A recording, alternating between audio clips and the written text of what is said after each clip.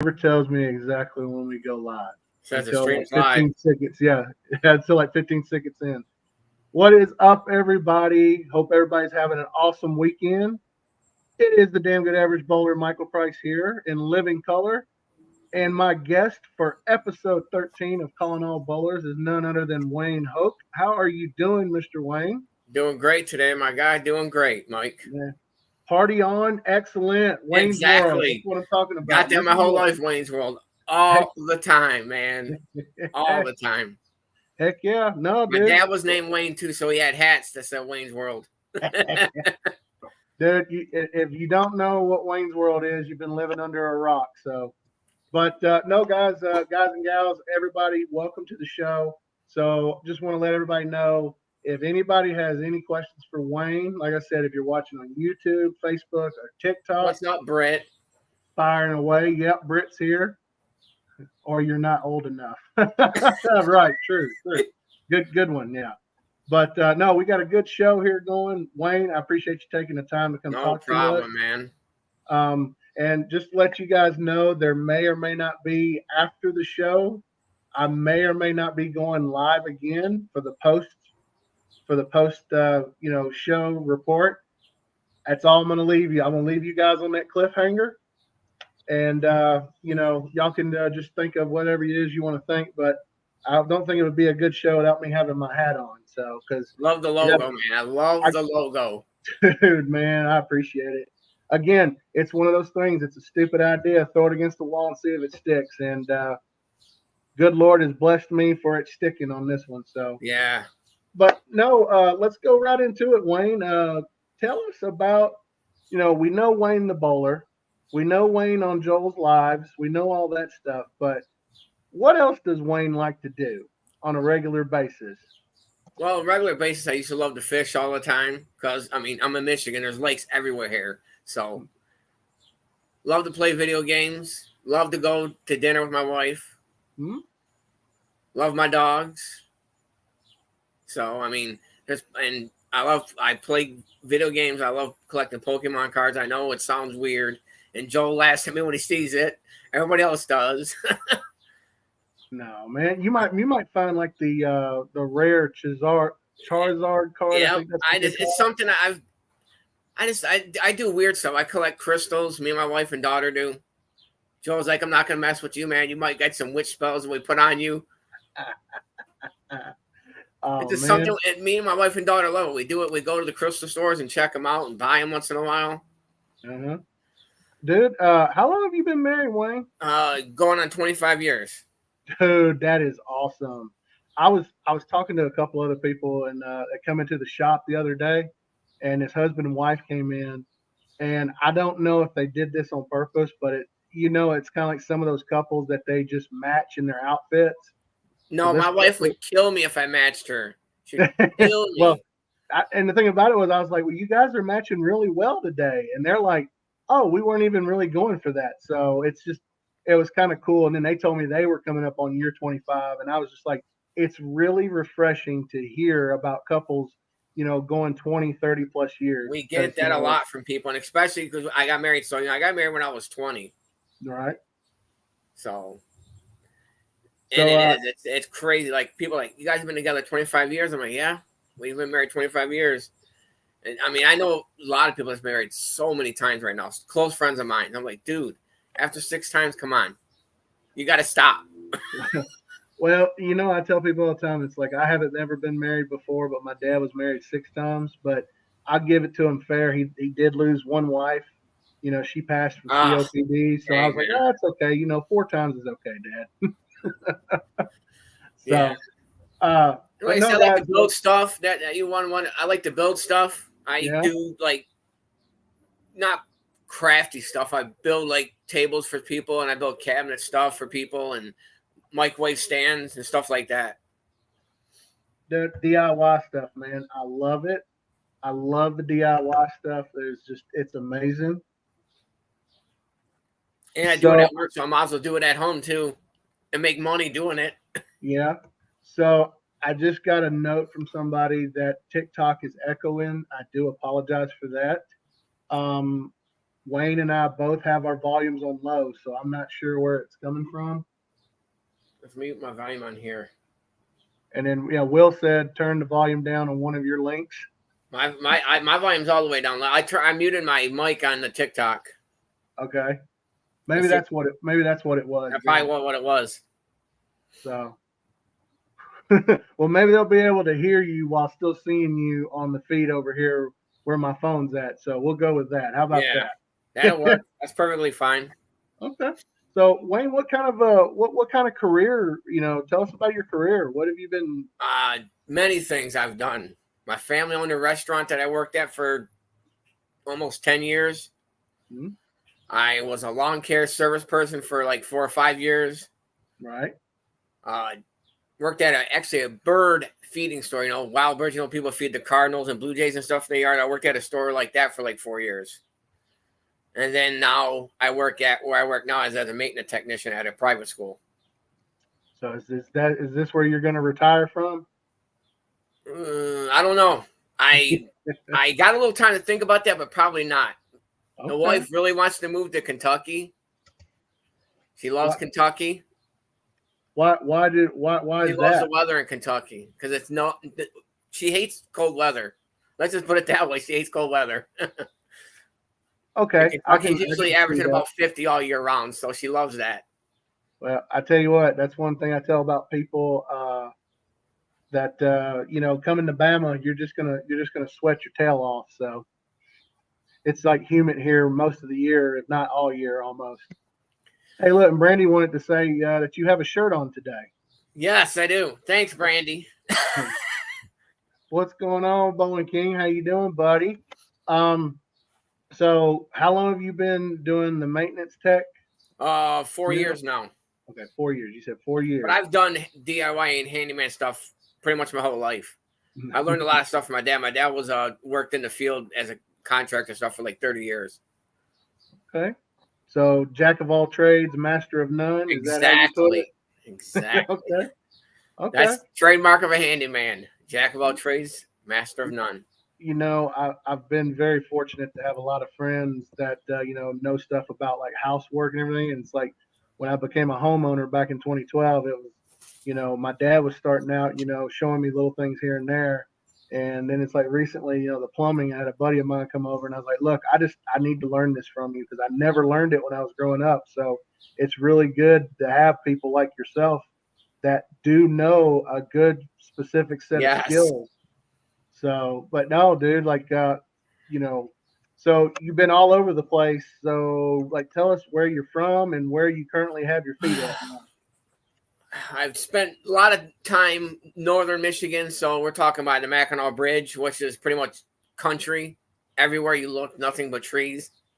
Okay. And then I lived down here. I moved back and forth up north into the Metro Detroit area for most of my life. Okay. And then till 18, 19, when I started working for my wife's sister's company. That's how I met my wife, through my job that I had. Actually, I was a janitor for a while too. Okay. And that's how I met my wife. And then since 1999, 2000, I've been with her, and we've lived in Warren and Warren in East Detroit for most of our life. So, you ever been to a Lions game? Yes, I took my wife to a Lions game for her birthday because she's a huge Lions fan. Well, I'm gonna tell you this. I am not. Well, I'm going to tell you this. I'm all about the NFL teams that have not won a title yet, and I really, really thought Detroit was going to do it. But then they decided to I think they heard something from Joel, and then the 49ers took over there. Yeah. Because I know how big a 49ers fan Joel is. Oh, my God, that boy. He is a huge 49ers fan. Hey, ain't nothing wrong with that. Just like no, there's not. I'm a big Bama. At first when Saban retired at the start of the year, I was kind of like, oh, I don't know if I want to watch this anymore. But now it's like, you know what? Football season's about here, and it's ready to go. So like 12 days, I think, for college. Yeah, August 31st. No, we got a little bit to go, maybe a couple of weeks. So But again, guys, like I said, if anybody's got a question for Wayne, throw it in here on Facebook, on YouTube, or on Don't TikTok. cheat on me, Anything Wayne. you want to I ask love you, William. I love you, guy. yeah, yeah. Nothing, nothing than we normally are used to, guys. So let's just put that out there, okay? Because you guys do give Wayne a lot of crap. I have witnessed this. They I know it's razzed all the a good heck out of me, man. point. They were doing it Well, today when I was working on the closet stuff, putting the shelves in the closet. They were razzing me. oh, dude, this is great. Yeah. So, bowling wise, numerous 300s, numerous 800s. Specifically, let me ask you this: what was your first 300 game ball? First 300 game was bowled in 2000. It was actually the second year I was bowling. And I shot my first 800 that year, too. Okay. What bowling equipment were you using? That was the Valor, AMF Valor P, silver and purple. Okay. All right. We know why that is, so we'll get to that here in a little while. 225, 279, 300. You shot that's a 804, ain't it? Yeah. Man, that's what I'm talking about, Wayne. Well, my best one ever is it happened last year. I went to front 21, and I'm going 300, 267, 269 or 268 for 834. So 834 is your high. Yes. Okay, and you did that on 21 in a row? 21 in a row. I opened in the 10th frame. I had the front 9 again, and I didn't. The lanes were starting to dry out, and I should have moved, but I was like, I'm not going to move. I don't want to. And I should have moved 2 boards left. And when I didn't, it hooked through the face off the split in the 10th frame. Man, you know, I tell you this, not that I'm trying to one up on you on this, but I go 27 in a row back in 2005, and I had to strike out in the 10th frame of the third game for 800 on the dot. Woof. Yeah, and the thing about it was like the screens showed where your series was, and I had actually just opened in the 9th, and I thought I'd already lost them. I shot, and the score was like 770, and I was like, oh wow, so I'm gonna have to throw all 3 here. Yeah. Alrighty then. But no, wait. So the 300, 834, that was both with the Valor? No, that was with the Innovator Pearl, the Most Series Innovator Pearl at 500. Oh. At 500 grit. Do you prefer them to be that dull? No. Something in my head told me to do it. Yeah. And actually, I'll mention a good name, Mikey Pinnell. Everybody knows who he is. Mm-hmm. Me and him talk a lot. We're actually really, really good friends, really close. Me and him are. And I was like, dude, the ball's okay. It wasn't mine. Just it didn't work for me. And he's like, just hit it on 500 and see what happens. Night before bowling, I hit it with 500 and actually live streamed the whole thing. The 834 21 in a row was all live streamed on Facebook when I did it. So I got that as record, which is even cooler to have that. So they can't pick at you for that then. No. Right? Yeah, I had the 21 in a row, and then I went the next 7 in the next game. In the third game, I went the front 7 and went 8-9, then off the sheet. 8-9, 10 pin, then off the sheet. Man, 834 though, dude. That's incredible. That is a stout series, man. At a house that's not notorious for high scores, because the house is run by an elderly lady. She don't really take care of the house no more like she used to back in the day. And she wants too much money for it. People don't want to buy it for what she wants for it. Mm-hmm. The high, if I would have struck out in the second game and did what I did, if I would have went 79 and then say 79 again, I would have beat the house record. Because the house record is 868. Yeah. Hey, look, dude, I don't care what anybody says. 830 stout, Wayne. I don't care what anybody says. That is still stout. Before we got on live here, y'all, we were talking about, what kind of topics we could go into.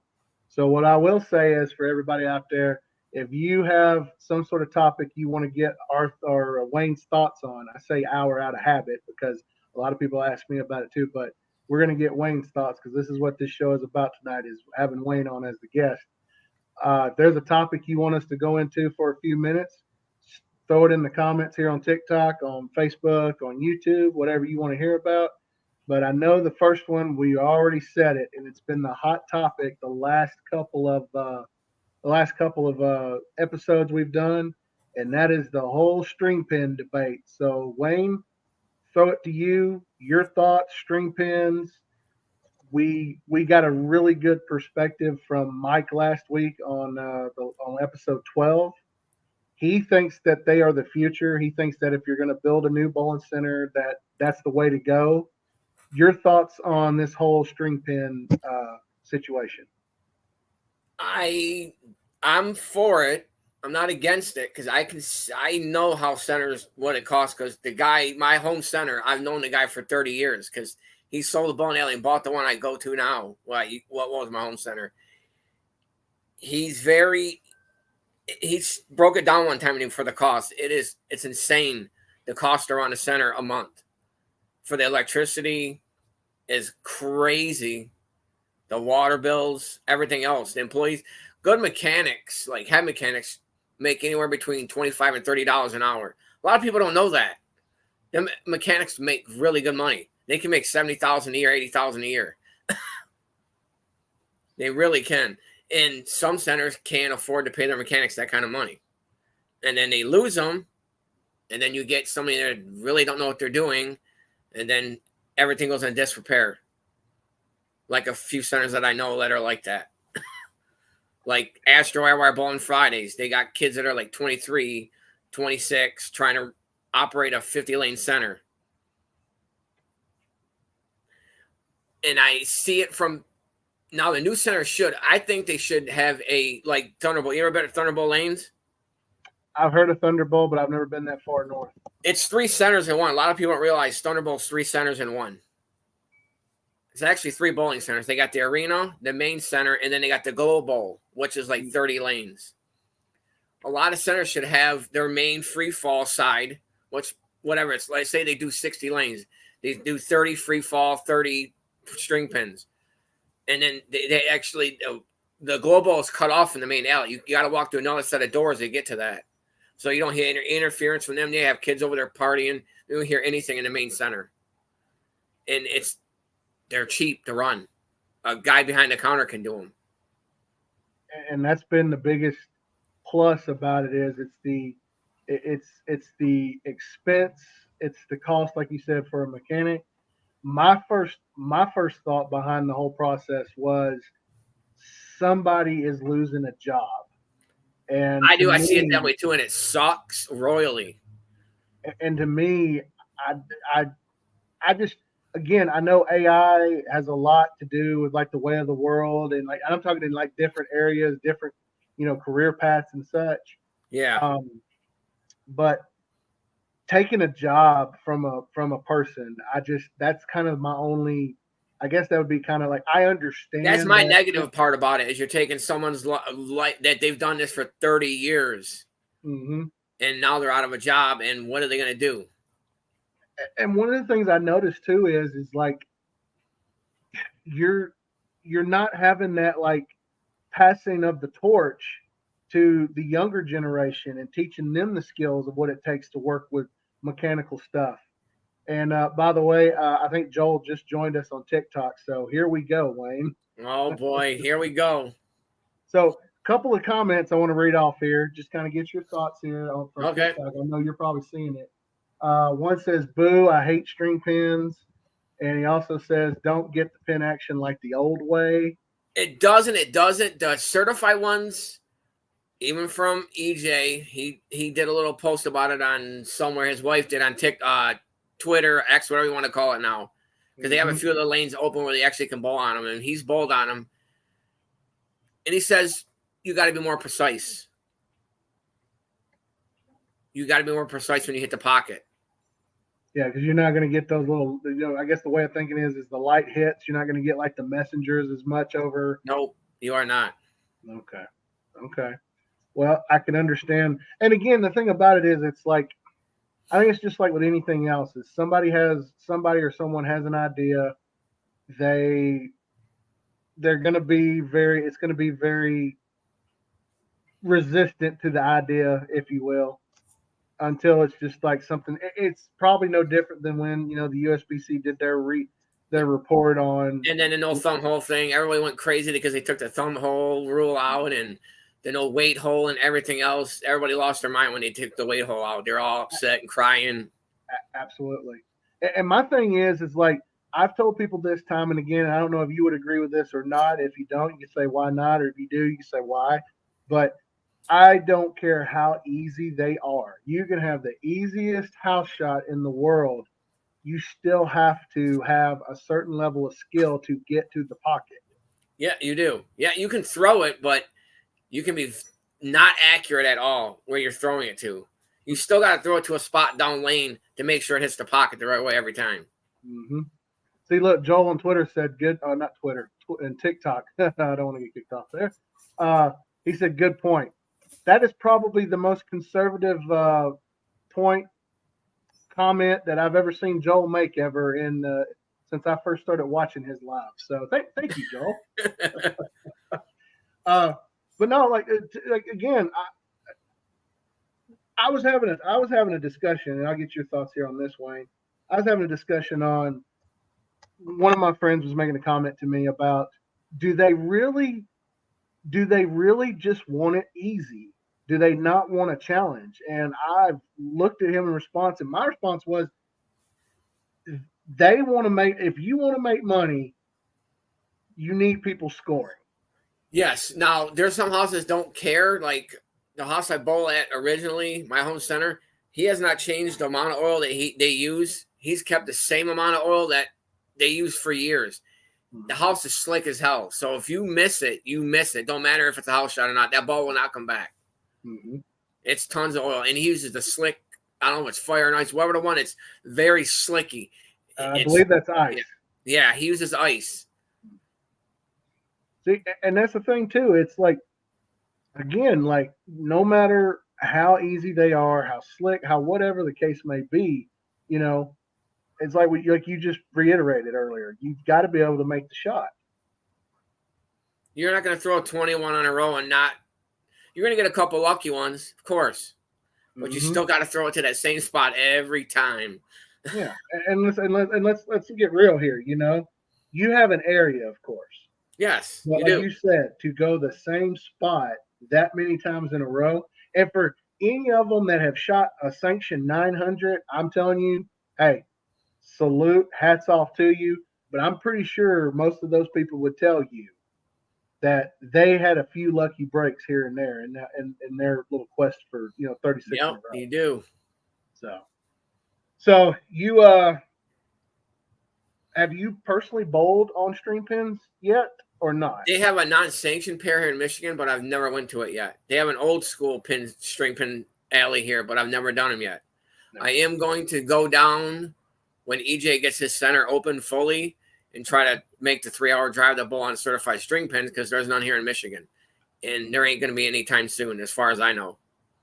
Okay. So I want to see how good they actually are myself. Here is something, and I'm curious about it too. I know Dustin Curtis and I have been talking about, we have one place here in Huntsville that does have string pins, and we want to go experience that. But if anybody out there has bowled on string pins, let us know your thoughts in the comments. Throw it on Facebook, throw it on YouTube, put it on TikTok. Let us know what your thoughts are about string pins, because again, knowledge is power, y'all. We're all learning. We're all learning how to do this stuff. And do I ever see it be in every house? No. Even there's a couple people that's talked about this. There's a few videos on YouTube. They never seen it ever, every house in the country being string pins. I don't ever see it happening. I completely agree. I see a lot of the lower centers doing it, like 30 and below lanes doing it. It'll save them a ton of money. And most of those centers they're like in the ones that are out in the middle of more rural areas, those bowling alleys. That'll save them money. They'll be able to stay open and not close. I mean, we lost in the last 10 years. God, how many centers around here? And we have a lot of centers in Michigan. But say up north is definitely a lot more. 20 up there. bowling alleys in my local area that's gone. And some of the big ones are gone. That there was a center that was 80 lanes that are gone. It was company bought them out. They gave them like $2 million over asking cost for the property, and they sold it. Well, let's be honest here. I mean, if you're, I know it's the money thing, but they were trying to sell it, but no one wanted their offer. And some trucking company came in and said, "Here you go, we want it." And a lot of them closed because there's some rough areas around here. A couple of them closed because of somebody got killed at a couple of them, and they shut them down. A couple of bowling alleys. There were some violent altercations that happened, but liquor and bowling and sometimes people not being right, that's what happens. Yep, you're correct. I heard the stories from Petraglia on some of his, when he made guest appearances. He's talking about, back in the 60s, it was nothing for somebody to fake a heart attack if they owed a couple of grand. Yeah, like the one bowling alley, they had one incident. It was like not a major fight. 3 or 4 people started fighting. They brought in security, and as soon as the night kids come in after the leagues are done, they have 2 security guards there watching the center. And they actually scan your ID. They actually scan your license to make sure they're real. Okay, that's to make sure these kids are not being. They got to be. I think it's 21 and over or 18 and over. They allow them in there. But yeah. Well, here's another. Let's talk. Let's change gears here a little bit. Okay. Here is a different topic of choice. Okay. 300, 800 debate. Which one, in your opinion, is more prestigious now? 300 or 800?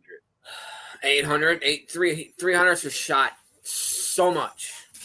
I'm at Wednesday League, but my Wednesday Leagues is different because I'm at Wednesday League. I got some of the top bowlers in the damn state on that league. Andrew Anderson, Kerry Kraft, John Kelly. Joel knows a few of these guys. Ronnie Sparks. You know who Ronnie Sparks is probably. I mean, there was like 3,300 shot on that summer league this year. I'm not sure if any of y'all were here last week when I talked to Mike, but he had such an incredible amount of 300s and 800s that I looked at him and said, "Hey, send me your shot because I am actually doing a couple of sweepers because, after this coming Monday, our summer league is done. We're going to have about 2 or 3 weeks break in between."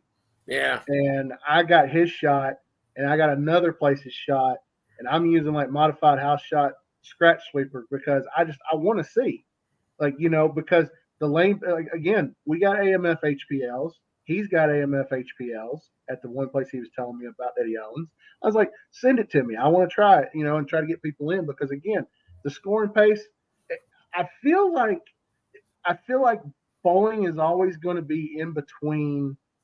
But see, now, if you see a harder house, if you ever go to a house that's harder, that they don't let you score, even though it's a house shot, they make it more harder of a house shot. You don't see the normal guys there. You see the guys that you see at most pot games. You see them at those houses.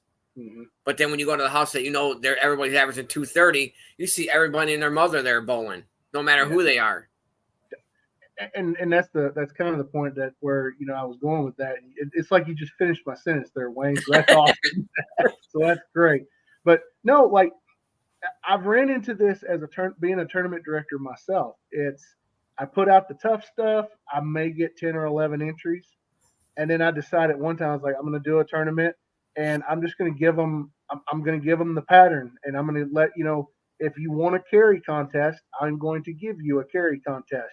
And then what is the downside to them with high scores? Yeah, I think the answer to this, Wayne. You got people shooting 900 for 4, and they don't make a cut, or they're close to missing a cut. Yeah. And they look at you and they say, "Well, if it's this high next time, I'm just not going to bowl this." So it's like, okay, I make them tough. Nobody shows up. I make them too easy.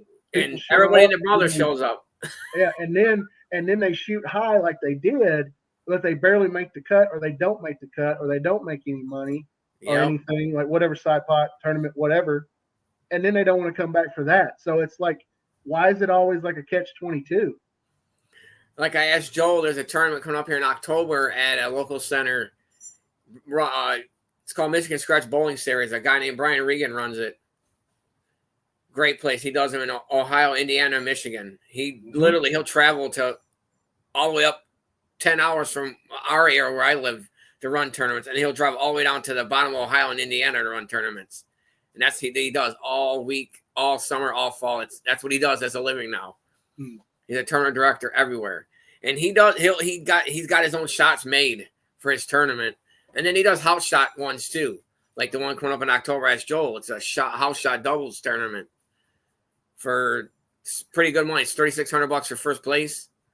So, and all the big shooters that Joel know, he'll run into people he's known for years at this place because all the big guys will be there shooting. And you said this was house shot? Yep, house shot. And first place was what? $3,600. Okay, like single tournament or double? Doubles. Oh my goodness. Okay. You're planning on bowling that? Yeah, I'm trying to get Joel to come up. If he don't come, I got somebody that'll do it with me. I'd be nice to bowl with him in that thing. Yeah, Joel's like, it's tough to travel for house shots. Yes.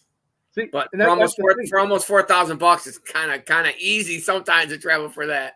Well, yeah, it's like the TAT. I know that one. I know there was.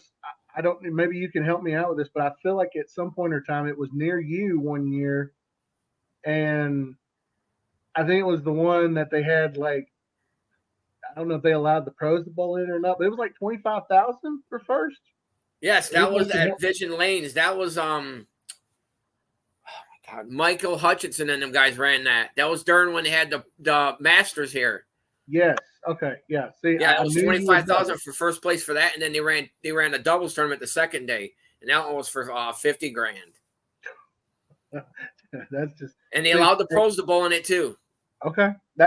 Joel had a few guys up here that actually go in his shop came up to it and bowled it. Devin Flowers was up here bowling in that. Mm-hmm.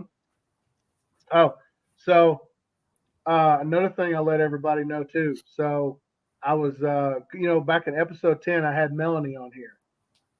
Do you remember that, Wayne? Nope, I don't think I watched that one. Okay, so she was like the first PWBA pro, I had on the show as a guest, and I came across her Instagram today. She had made the top 5 for the Bowl TV telecast. So it started about an hour ago. I don't know. I don't know if we got an update on it, but I thought that was pretty cold. I was like, hey, she was just on the show a few weeks ago. That's cool as heck. Because I know I seen the second round. She was in third place leading. Then she needed like 30 pins to take the lead, and then that's all I didn't get to see the finals. So that's kind of cool, man. I'm gonna have to look at that. She posted her match play card. I think she lost back to back to Diana and Dasha. Dasha Kovlova. Yeah, and then I think she beat it was one of them that's on there. She ended up third. I think it was Brianna. Brianna Clemmer? No. No, I think you're right. Or it might be a coach. I don't know. If somebody can help me out with this, leave it in the comments. I hate, Yeah, it's hard to look at that stuff.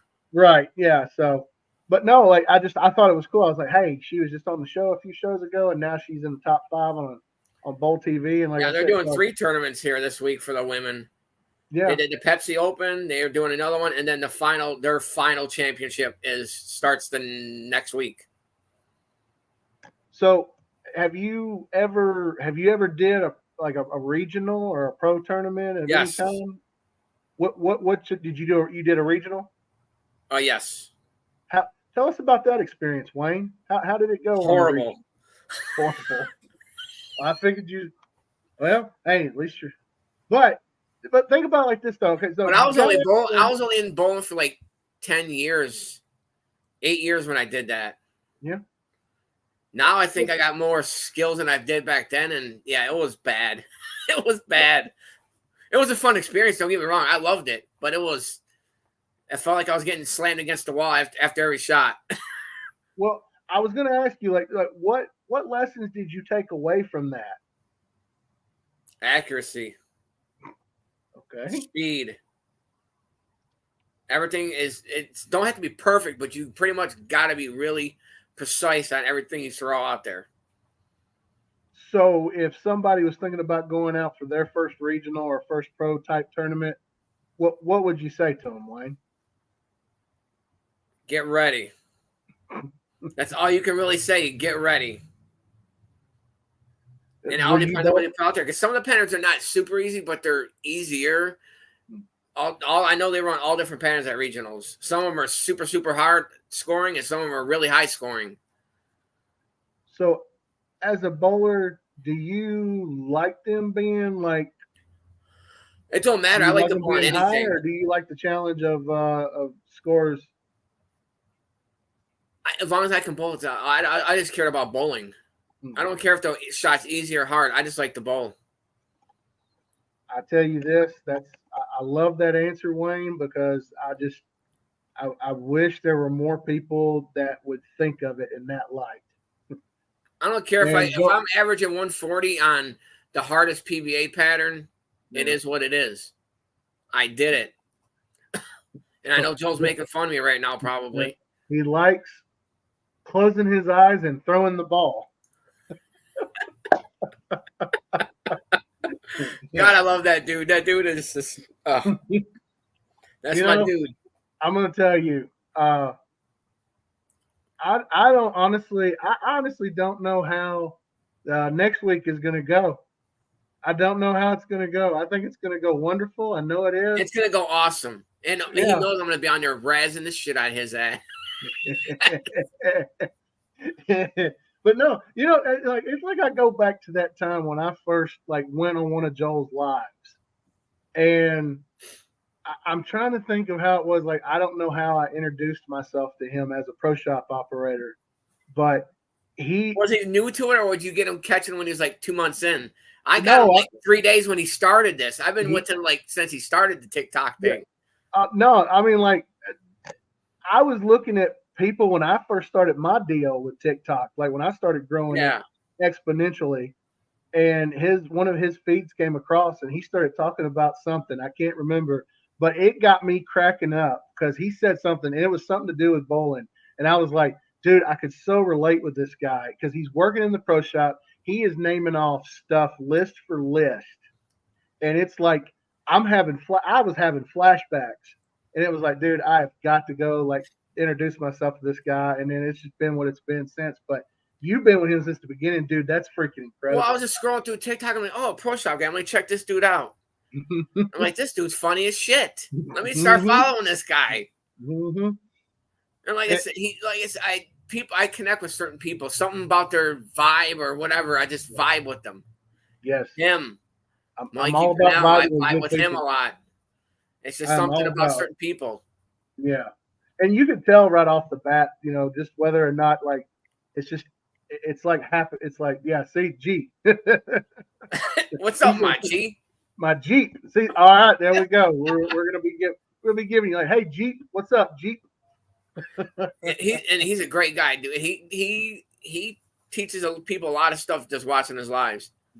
See, I think that's another thing. When we got, I was watching it, but another thing about it is I thought the coolest moment when he was doing one of his lives, I had told him, I said, hey, we're doing the hot sauce spare challenge on my end. He literally brought up one of my videos with Dustin and his teammate, and you can hear me talking on his live, and I was like, dude, this is the coolest thing ever. It just, again, just. I watched the one you did when your buddy was had to go to the bathroom because that stuff was so hot. Yeah. Just let me tell you something, okay? That is the first episode of that challenge, of that spare challenge, that sauce challenge, that I was legitimately worried about the health of any one of the participants, because he went in there Dustin and Greg were covering for me because I went into the bathroom with the guy. And I was like, dude, because I didn't want him to pass out because it was tile floor and I didn't want him to hit the back of his head. Yes. And I went in there and I put I wetted a paper towel and I put it on his back and I'm like, dude, please don't pass out on me. I really don't won't have to call Himsy here. And he's like, oh, no, no, no. What happened to him is his stomach was cramping. That's And how mine got. I did that one chip challenge at work.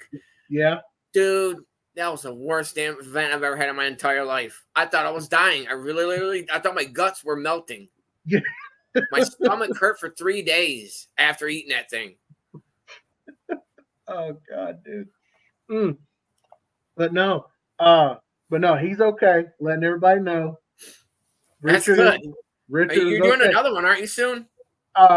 The day after Joel's episode next week. Man, I'm gonna make sure I watch that. Season finale. I have got another couple. They just recently got engaged, and I was like, I would love to have you guys on for this. I think this would be great. And we finally got it down for August 18th. So, yeah, you guys stay tuned for that. That's going to be season finale of season 2. We've had 2 full seasons of this. That's crazy.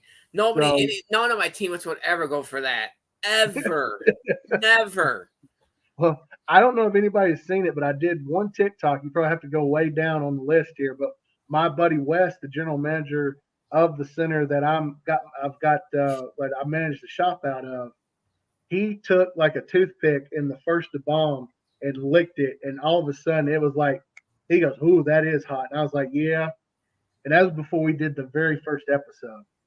So that, like I said, yeah, that's going to be good. Yeah. So if you guys need an idea, and that's another thing too. That's how I found Britt. That Britt found me doing these hot sauce challenges. So that's how I got introduced to Britt. I scrolled past your channel a few times. I never actually went in yours. And then one day I'm like, I'm going to go in. That's the same thing. I like this dude's. I like this dude. This dude's cool. I got to follow him. Hey, look, man, I'm just like, I'm glad to have guys like y'all, guys and gals, let me say that both, that have y'all on like these shows and coming into my lives and stuff. It just, I told a couple of people the other day about my channel, about TikTok and everything and all the other avenues that I'm on. And I was like, hey, here's the deal. Like, I feel so comfortable talking to everybody, but I feel more comfortable talking to y'all like through these avenues than I do to like some people in person. Well, sometimes it works out better that way. We know this. Yeah. No, you're right, Will. Like, yeah, we put one together. Like, and I did that. Like, I had the idea in my head. I was like, I told her one day, she's talking about Britt. I said, Britt, send me a picture, like an action picture of you and like, one of your little outfits that you wear for bowling. And she sent me a couple that she thought were her favorites. And I finally saw the one that obviously I mocked up. And I had a friend of mine that does all my logos now. And I was like, here, take this picture of Britt and draw me up something. And she sent me the render back. I said, there is no way I'm not going to put this in the catalog. So I put it in the catalog. Is that one that she has as her logo on TikTok? Yeah, I'm not her logo. I love that. I told her I want that as a shirt. Send me one as a shirt. I'll wear that damn thing. Yeah. My dude, William DeFell's hooking me up with something. He's got a logo going for me right now. Yeah. See, and that's the thing about it. It's so cool about all this too. It's the interlinking, it's the networking, and this is what makes it so awesome. And that's kind of been my personal goal since starting Calling All Bowlers. Is I told everybody, I said, hey, I want to try to do one person from all 50 states. And now, you being in Michigan, I am now officially at 11 states now. So I am getting on my way there, bro. So like I said, thanks for coming on here. You got to get that, Joel likes to say, that sexy Terry Stone on one time. Yeah. Yeah. Oh, man. So let's move on here to this part of the show. Tell us about your current arsenal right now, Wayne. Well, track theorem is I should have drilled that ball when it first came out. Yeah. Still should have drilled that ball when it first came out. Yeah. Purple hammer. It's not a staple of the bag. It's when I go to tournaments or something that's a little bit harder, like a house that's got a ton of hook in it. I use it there. But most of it's like the EJ Venom I like. Low flare. Theorem. The hitter. Widow 2.0 hybrid. Mm-hmm. It's most of the balls I take when I go bowling. So do you have like a house arsenal and a tournament arsenal? Yes. Or do you just interlink them? I interlink some of them. Like the purple hammer, you don't throw in house shots. You don't throw it on house shots. I know a lot of people do, but you don't do that. You're going to get me on the next debatable question. Should we use urethane on house shots? Never, No, ever. continue. Never, ever. Got it. But no, I got my first storm ball coming soon. So I've never thrown storm equipment. Well, let's see how this goes out. Which one? The virtual energy. Joe said, "I'll talk about this." Virtual energy blackout. What did he say? He says, "I'll talk about this next week." So, okay, here, I'll say it like this, Wayne. Okay, we're personal challenge for Joe because I know how Joe feels about this, the same as you do, Wayne. Do it in a professional manner if you can, because he gets really. I've seen him get up on this subject. So yeah, that's going to be good.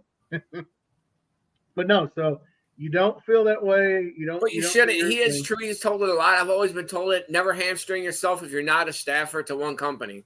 Mm-hmm. You should never string it. That's why I throw Motive and Brunswick equipment. Oh. So I got two of the companies that I use. Yeah. Oh, and EJ Venom is the other. Like I said, that ball is good. I haven't used it a lot, but yeah, I use both of those companies. If I got started throwing storm, always would kill me, dude. I got enough stuff back here. Yeah. Oh, hand. There's more on the floor over there. You got your own room of bowling equipment, I see. I had to. Well, I mean, and that's the thing. Like, I don't see, a lot of people come into the shop I run, and all they see are the 7 brands of Brunswick. And I said, I'll get whatever you want. Like, it's just what my guy that owns the shop, that's what he is staffed on. So yeah. I have to sell that mainly. People don't understand that.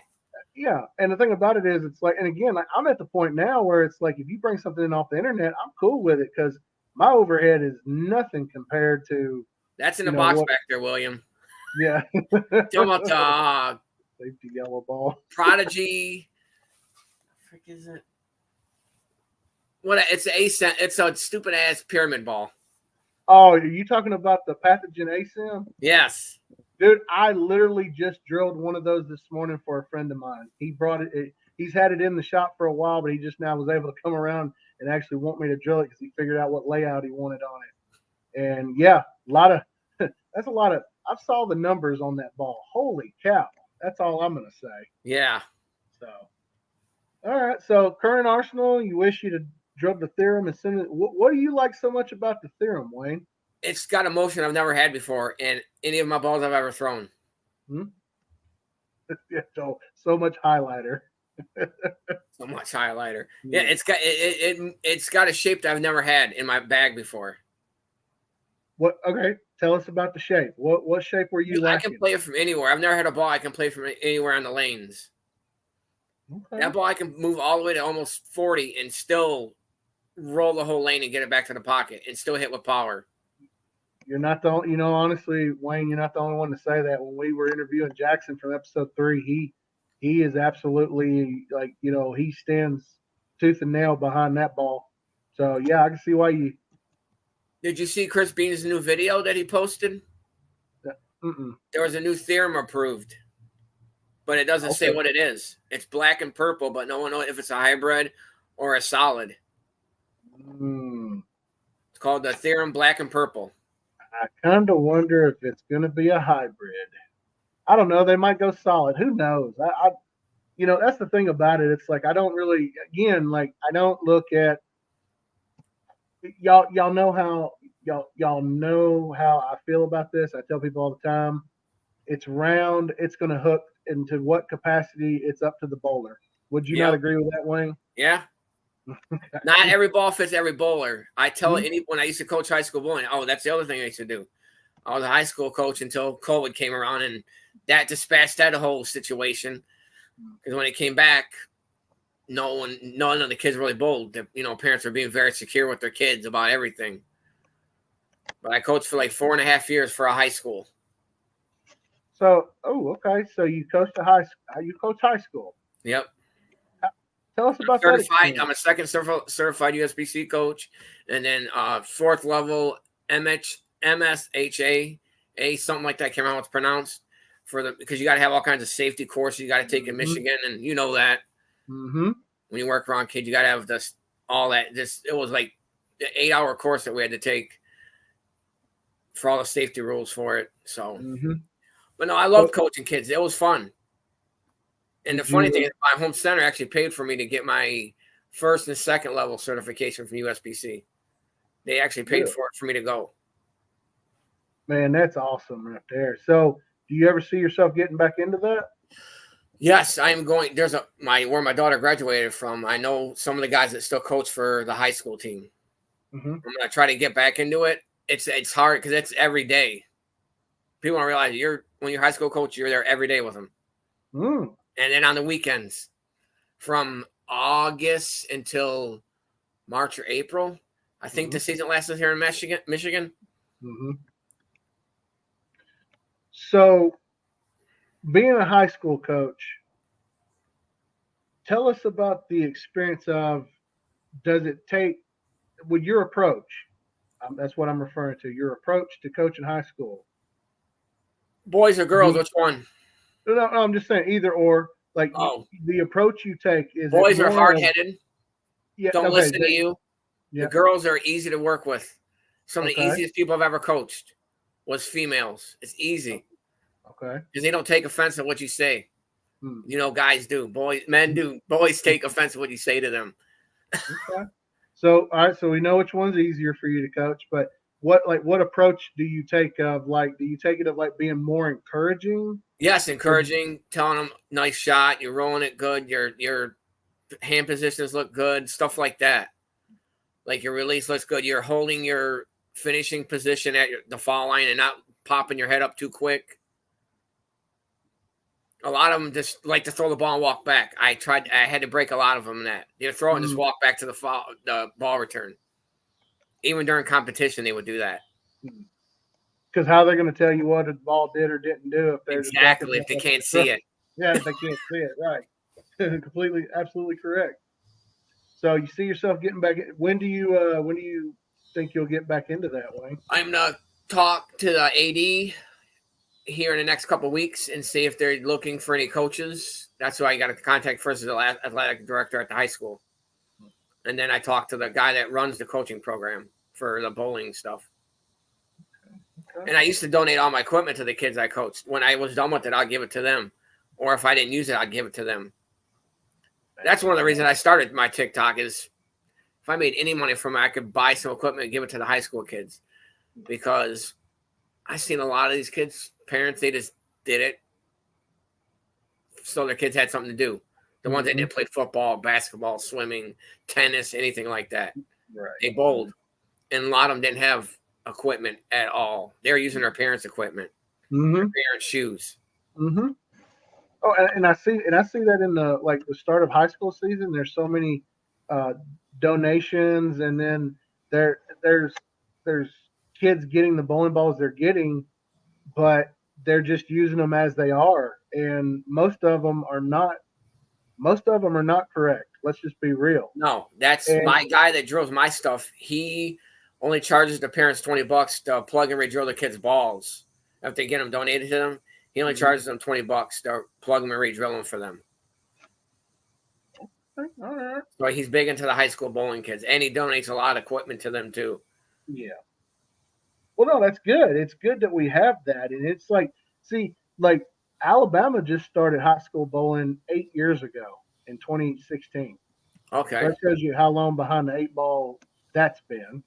But they're here now, and it's just like those are the experiences that I see is just a lot of donations and, just being able to get their foot in the door with it and get their own equipment. And we have a couple of schools where they will show up to me every year. The coach will come in and say, hey, we need to get them into equipment. How do you want to do it? And I do it in a single organized fashion, like pick the ball, weight, bag, shoe. And it's just, again, like high school bowling is where it's at. And I feel like that more people need to hear that. And that's another thing that I was talking on with James Moore a couple episodes ago. I was like, first impressions of him going to junior gold to recruit because, he's coaching Alabama A&M, the women's team.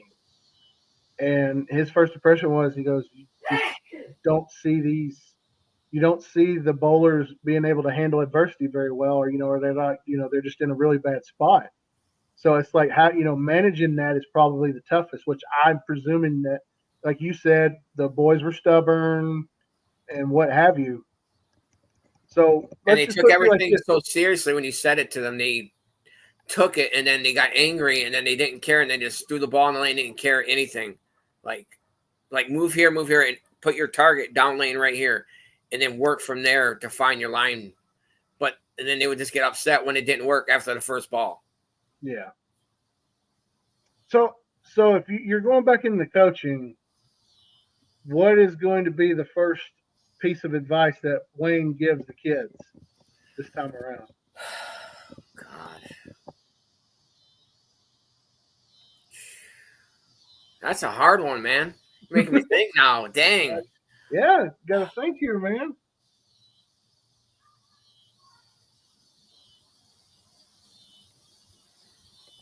While you're thinking of your answer, I got one here for me. It says, which MBW do I work out of? I'm in Huntsville, Alabama at Penn Palace.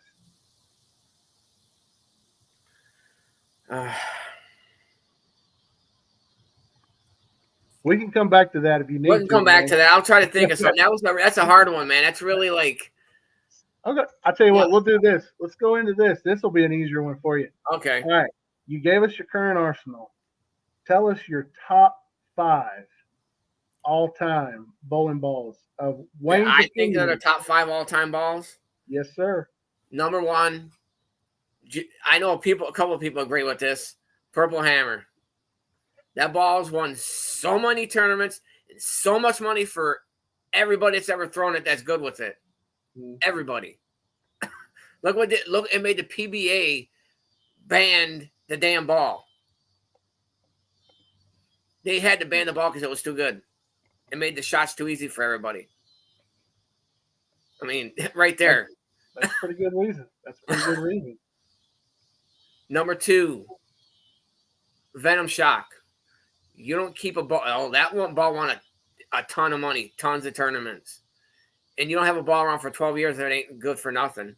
You don't have to keep making the same ball for 12 years if it's not good. Period. That's like Storm with the Phase 2. That's my next one. Mm-hmm. Both those balls are the longest production balls from both companies. Mm-hmm. From any ball company.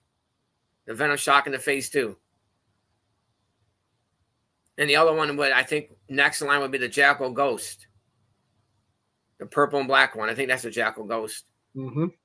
Those 3 balls have been, well, that's not number 3, but I'm just saying those are 3 longest production balls from any company. Mm-hmm. Number 4 is, of course, the Valor P, purple and silver, because what I did with it, and that ball sold a lot. Mm-hmm. Number 5 is the original Conspiracy. When I started back up bowling, well, I started before that. No, that wasn't when I took a break. That's when I took a break. I still went to the bowling house, but I didn't bowl. Everybody had that ball everywhere. And that was a 900 shot ball. I can't remember who shot it with it. Which ball did you say? The original Conspiracy. Yes, okay. I don't know who it is either. Anybody knows who that might be, let us know in the comments. But I know the guy has over 100 300s and over 100 800s with all equipment that he's ever thrown, which is crazy if you think about that. Over 100 300s and over 100 800s. That's mind-boggling. Look, what can you say except just tip your hat to him, tip your hat to him. Here's the final debatable question. Since Joel said the last one wasn't really much of a debate, I'm gonna ask you what I've asked other people before. Okay, it's a would you rather. Okay. Okay.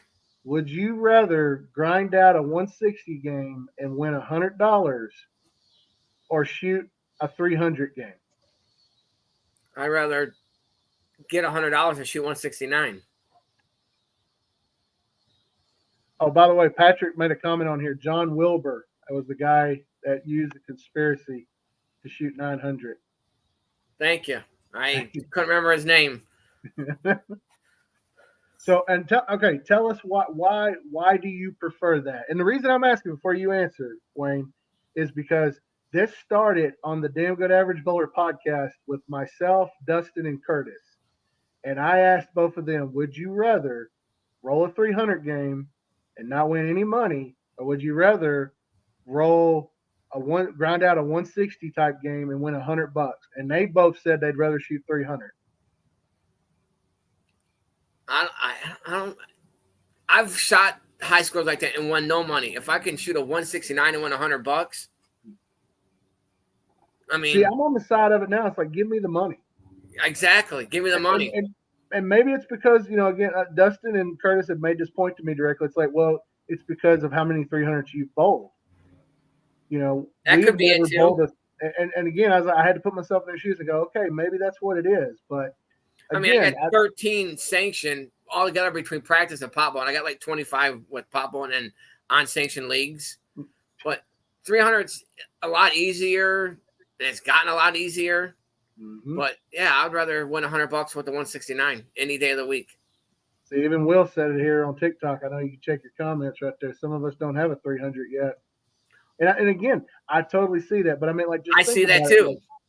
Yeah, it's just like, put yourself in that position of like, you get a chance, you win $100. And I know a lot of people would say, oh, $100 ain't what $100 used to be. I get that. I'm just looking at it from the perspective of take the money and grind out you're grinding out a really tough game, or shoot 300 and potentially not win anything.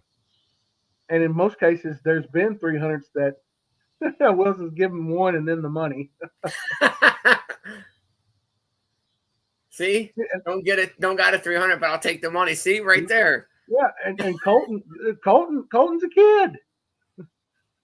Colton's a kid. Yeah, it is. I mean, yeah, I've shot him before, but I don't. If I'm roughing it at a league or a tournament or whatever, and 169 wins me $100, I am happier than anything in the world for 169 $100. What Cheryl says about her dad, don't got a 300, but's won a lot of bets and some trophies too. I know a few bowlers that are really good that's never shot 300, and they average even on a house they'll average 220, and they've never shot 300. Here's another thing to think about from this regard, okay? And you tell me what you think about this, Wayne. I've had one coach in my life that was probably the best 190, 200 average bowler you'd ever meet. But he could coach those that were really good at it. Do you believe in that philosophy of a coach that cannot out average you, but has the ability to be able to put you in the right spot at the right time? Yes. Because some people have an eye, and it's kind of it's an art thing too. Like, some people can see what somebody's doing and what can correct them instantly, and you can't see it yourself. And you're doing it, but you can't correct it. But somebody can tell you two things and like, well, shit, that makes sense. And then you start shooting good. There's one of the ladies that coached for the high school. I didn't know, never knew she was a good bowler. Never looked her up. She was put in the Michigan USBC Hall of Fame. Didn't even know it. I knew she shot some 300s and 800, but she's actually a really, really good bowler. Really good. Never even knew it. How do you feel? And this will be like one of the final questions here, and we're going to move on to the last part. How do you feel about local and state Hall of Fames? And I know it's out of nowhere, but there's a reason for me asking. Locals, I think any normal tournament person does stuff like that and does stuff for good for bowling can get into a local one. States, I think there's a little more criteria for state Hall of Fame, but I know local ones that you can be like an ambassador, like the guy Tom that actually started pretty much the high school bowling in the Michigan area down here on the southeast side. He got inducted for his coaching abilities in the local one and the state one too. But I know the state one's a lot different. I know there's criteria just like USBC. You got to have this average, this tournament wins, whatever it is. Same thing. So, are you in the local Hall of Fame or No. okay? No, I actually stopped for like 6 years bowling. Okay, so you're trying to catch up with your time put in. Trying to get up to my time. And actually, I'm a better bowler now than I was back before I stopped. I'm actually a lot better. So I guess the thing about it is, it's like when it comes to the Hall of Fame, like is like a local Hall of Fame. Would that be a big deal to you, Wayne? It'd be something cool to have. It would. It'd be kind of cool. Okay. So if you were going to go in competitions in bowling, helping tournaments, stuff like that, yeah, that'd be cool. So if you were going to go in, would you rather go into the superior bowler category, or would you rather go in under the meritorious service? Meritorious services. Okay. I don't care about my skills. If I'm helping people learn the game and love the game like I do, I'd rather go in for that. Okay. No, hey, that's cool right there. I like it. So the final part of this, Wayne, what advice would you give anybody starting out bowling or just throughout your entire life, the careers you've been into? Like, what advice would you give them? For bowling, I would tell them find the right coach and find the right pro shop guy. First, find the right pro shop guy, because I've seen a lot of messes coming. Joel knows what I'm talking about. He sees a lot of it too. And my guy, I don't drill or anything, but when I'm up there, I help him out. I'll put grips in, change inserts, all that stuff. I'll help him out as much as I can. Guy's been drilling my stuff for 20 plus years. So I've seen some stuff coming, like, and he's asked, who drilled this? Like, he was flabbergasted. Why is the fingers all so big? Why is that thumb so far from your fingers? Like, his hand stretched out, and the dude's got like the tip of his fingers, just the edges of it in the ball. The guy said that was how it's supposed to be drilled. Like, your fingers are not supposed to be red when you're holding your bowling ball. So I've seen some crazy stuff. There's a lot of people that shouldn't be drilling equipment. There's a lot of people that shouldn't be drilling equipment that do. Well, I'll tell you this too. You don't want your fingers or your thumb feeling like they're ghost white too. Yes. Yeah. Joel said all of that, and Jeff on here says that's a big deal to get fitted correctly for sure. And especially if you're, some people's heard of performance fitting, some people haven't. That was Mo Pinnell's biggest thing. Actually, he's the one that got me back in the bowling after I stopped. I actually ran across one of his videos on YouTube and just went down that rabbit hole watching his videos. And I'm like, damn, why didn't I know this guy before? Mo his brain blows my mind, the stuff he talked about. I'm like, how? My fun fact here, my first day working in the pro shop, he was doing a seminar from some of my boss's other locations, and Jeff wanted me to sit in on that. So I got firsthand, like, my first experience was Mo Pinnell doing a classroom PowerPoint. Oh boy, that had to be fun. Oh, that was absolutely hilarious. And I know his biggest rule is what Phil told him when he started working Radical: watch your mouth. Phil always told him to watch your mouth, especially around the ladies. Yes, you are not wrong. Oh my goodness gracious, you're not wrong. Oh man. Well, Wayne, dude, this has been absolutely awesome. It was great, man. It was awesome. I thank you so much for coming on here and talking with us. And it was a pleasure, man. It was great. No, dude. Hey, and guess what? Do your plug, Wayne. Tell everybody how to follow you on TikTok and wherever else you're at. I got to change my YouTube, but follow me on TikTok at Wayniac Bowling. Plenty of stuff to come over the fall. I'll be going down to see Joel a few times. I don't know if I can make it to Alabama anytime soon, but I'll try one of these days. I'll try one of these days to come down there. I will. That's where I'll be, man. I'm here, and I might be trying to get to that one tournament in Clarksville for dog tags with me and the guys. So, because I think Joel said he was going to be there for that one potentially too. So. Yep, Joel said he's gonna. Well, because they got that little team, their club tournament before on on Friday. Yeah. Yeah, I'm going down there. My wife's gonna come with me. I'm bowling. She's not gonna bowl this time, but she's gonna bowl in the tournament I go in October. So out in Pennsylvania. So. All right. Well, guys, y'all go check out Wayne on all of his social media outlets. And it would not be the end of a show. And Curtis always gives me the judgment of how I close the show out by telling everybody this. If you've not done so already, follow me on TikTok, follow and like me on Facebook, subscribe to the YouTube channel, and follow me on Instagram if you've not done so, any of those already. And also subscribe to me on TikTok if you've not done so already. It's as Joel says, it is cheaper than a Happy Meal. Yes, it is. Please, everybody follow him. He's a great dude, knows a lot of stuff, and he's funny too. Dude, I do what I can, but no, guys, I just want to say thank you for coming on to the show. I appreciate every single one of you. Wayne, it has been an absolute blast having you on here, and I hope later on down the line we can have a return show one time. That'd be cool one day, man. Have a return show of everybody that was on here.